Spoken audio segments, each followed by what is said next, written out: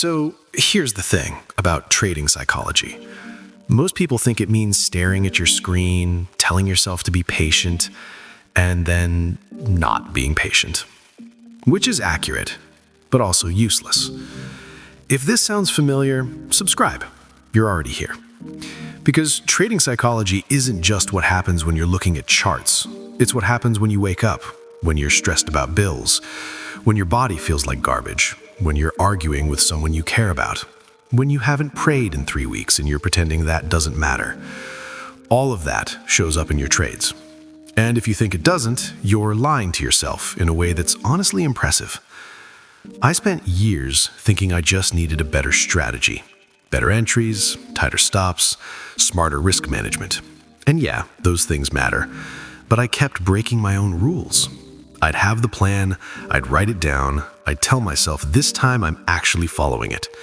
And then I'd take a trade I knew I shouldn't take. Not because I didn't know better, because everything else in my life was loud. January hit last year, and I did what everyone does. I told myself this year would be different. I was going to be disciplined, focused, consistent. I gave it 2 weeks. 2 weeks of waking up tired, skipping the gym, scrolling my phone for an hour, opening the charts already annoyed, and then wondering why I felt scattered. Yeah, that makes sense. Let's do that again. That's when I remembered something my mentor said. And my mentor, she's one of those people who's calm in a way that's almost disrespectful to your stress. Like you're spiraling and she's just sitting there, not joining you, not validating the drama, just waiting for you to finish. She once told me, your trading is just a reflection of your life. If your life is a mess, your trades will be a mess. Fix your life first, then we can talk about your strategy. And I remember being annoyed because I wanted trading advice, not life advice. But she was right, and that's the worst part. So here I am, January 2026, and I'm making a decision. January to March, 3 months. I'm going to work on 5 things that have nothing to do with charts, and everything to do with why I keep failing at them. Not later, starting now. First thing first, my spiritual life. Which sounds dramatic, right? But it's not. I'm just going to start praying every morning. Not for winning trades, not for the market to do what I want, just for patience, for clarity, for the ability to sit still when I want to move. Because here's the thing, prayer doesn't change the market, it changes you. And when you stop forcing trades out of anxiety, that's when things shift. I know a trader named Sarah who used to sit on voice calls with us, totally silent. We'd be talking through setups, and she'd just listen. One day someone asked her why she never took trades during high volatility news events. She said, I pray every morning for patience, and then I practice it all day. Which sounded simple, and also made everyone else feel a little ridiculous. Second thing, physical fitness. I'm going to the gym. Not because I want to look good, because I can't sit at my desk without feeling restless. 30 minutes a day. Nothing crazy, just consistent. And here's what I noticed before. When I could push through a hard workout, I could push through a losing streak without breaking my rules. Physical discipline translates to trading discipline, which sounds obvious now, but I've fought it for months. Mark used to do this thing where he'd act like he didn't need structure, like discipline was for people who weren't naturally talented. He'd skip the gym, stay up late, eat garbage, and then wonder why he couldn't focus.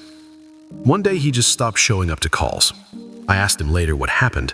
He said, I realized I was treating my body like it didn't matter, and then my trading started looking the same way. He came back 3 months later. Different energy, same strategy, better results. Third thing, mental health. And I don't mean therapy. I mean the stories I'm going to tell myself. Because if you wake up every day expecting to lose, you'll find ways to lose. If you constantly tell yourself you're bad at this, you'll trade like someone who's bad at this. So I'm starting a journal. Not for my trades, for my thoughts. What I'm saying to myself before I open the charts. What I'm assuming about the day. Because I already know it's embarrassing. I've been manifesting failure before I even start. I have to flip that. I'm going to write affirmations every morning. I am disciplined. I follow my rules. I wait for my setups. And yeah, it feels ridiculous right now, but I've seen what happens when you don't.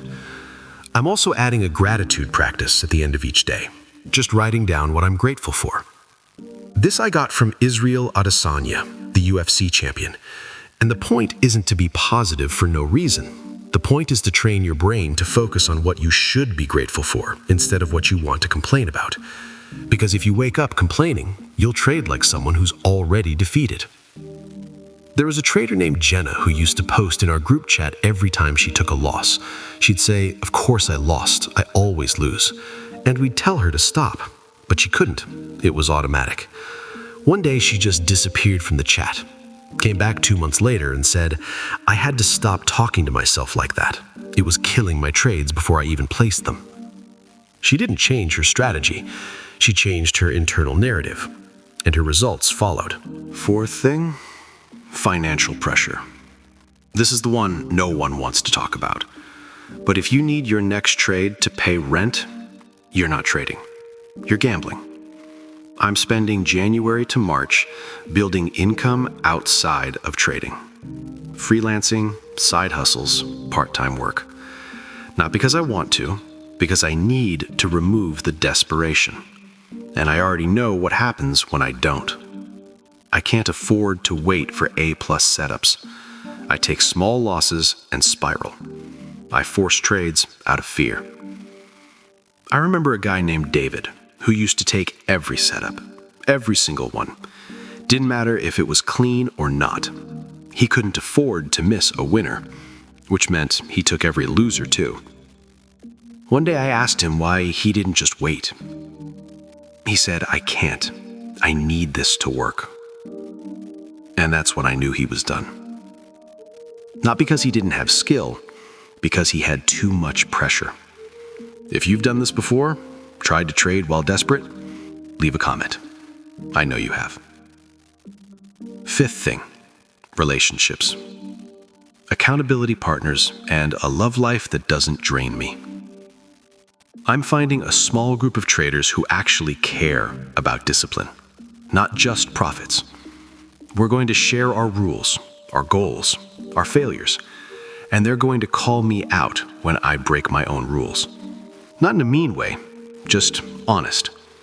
You said you wouldn't trade during news. You just did. What happened? And I won't be able to lie because they'll be watching.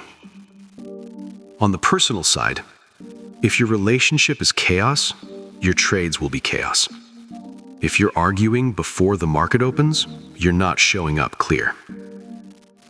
I know a trader named Lisa who was in a relationship that was just loud.